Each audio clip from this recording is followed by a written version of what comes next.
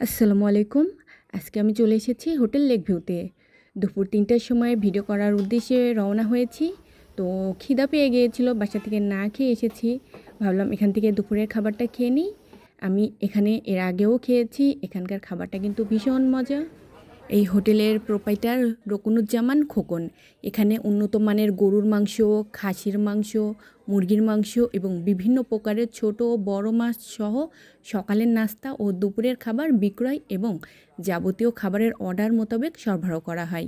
Pump house মোড়, বাহিরচর, কুষ্টিয়া। এই হোটেলে খাওয়ার জন্য প্রচুর মানুষ ভিড় জমায়।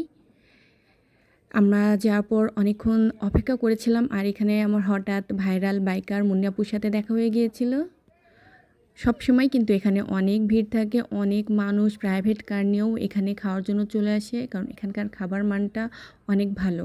খাবার শেষে আপনারা দই খেতে পারবেন, সামনে একটা দোকান আছে।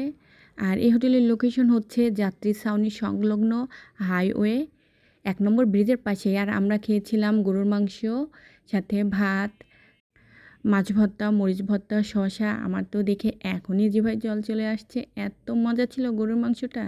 মাংসটা দেখেই বুঝতে পারছেন কত মজা হয়েছে। কালারটা দেখুন কি সুন্দর। আপনারা কে কে এই হোটেল থেকে খেয়েছেন অবশ্যই কমেন্টে জানাবেন।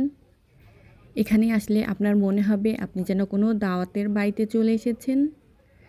অনেকক্ষণ অপেক্ষা করার পর আমরা খাবার পেলাম, আর এই তো আমি খেতে বসে গেছি। খাবারটা এত মজা ছিল, তবে আমি খাই খুব কম, আমি পুরোটা খেতেই পারিনি। ভিতরে অনেক ভিড় ছিল, যার কারণে আমরা বাইরে বসেছিলাম। আর এই তো দেখতে পাচ্ছেন হোটেলটার চেহারা যেমনই হোক না কেন, খাবারের মান কিন্তু অনেক ভালো।